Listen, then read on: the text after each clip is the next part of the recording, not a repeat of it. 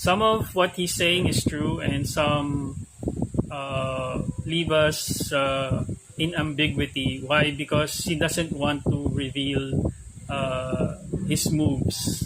So basically, any any president with regards to military operations would be careful on what he would disclose regarding such matters. Okay, so if you find him if you find him very dodgy when answering these questions over mainstream media, he is dodging a lot of questions.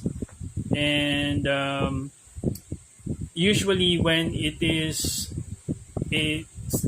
it's something like this that started in a campaign like this that started with a surprise attack from the US government.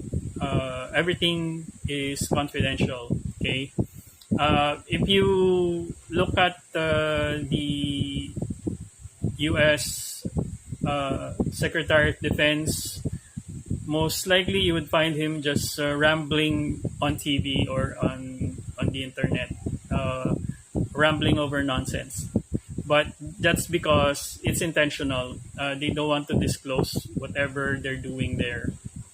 Okay, so the answer to the question: has the U.S. accomplished its goal? Yes, the U.S. has accomplished its goal. Its only goal is to remove the current supreme leader of Iran, and they did. So they eliminated the supreme leader of Iran. Now, unfortunately, what they didn't expect is that he was quickly replaced. They were confident enough that the Iranian people would be devastated and wouldn't know what to do with regards to what happened because they don't have a leader.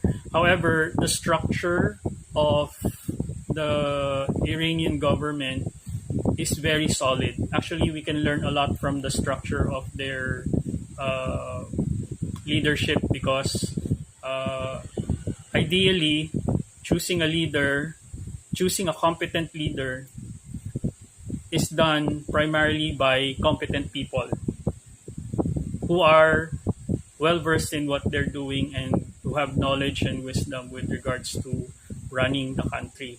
So, if you look at what happened to Iran, they were able to execute their long term plan with